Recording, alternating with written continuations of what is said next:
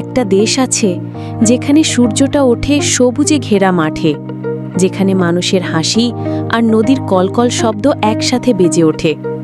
এই দেশটার নাম বাংলাদেশ। সেই বাংলার মাটিতে জন্ম আমার, প্রাণ আমার। বাংলাদেশ একটা ছোট্ট দেশ, কিন্তু সাহসের দিক দিয়ে বিশাল। ১৯৭১ সালে রক্ত দিয়ে কেনা এই দেশ আজ বিশ্ব মানচিত্রে গর্বের সাথে মাথা তুলে দাঁড়িয়ে আছে। এই দেশে আছে ৭০০টিরও বেশি নদী, তাই তো বলে নদীমাতৃক বাংলাদেশ।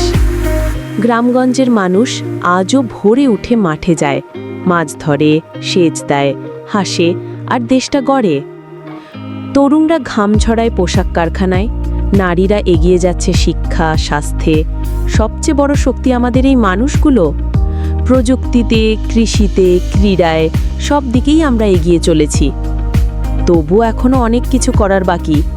দুর্নীতি, বেকারত্ব, পরিবেশ দূষণ, চ্যালেঞ্জ আছে, তবে সমাধানের পথও আছে।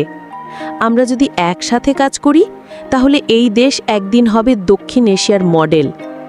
এই দেশটা শুধু একটা মানচিত্র না, এটা আমাদের মা, আমাদের ভবিষ্যৎ। চলো সবাই মিলে বলি, আমার সোনার বাংলাদেশ, আমি তোমায় ভালোবাসি।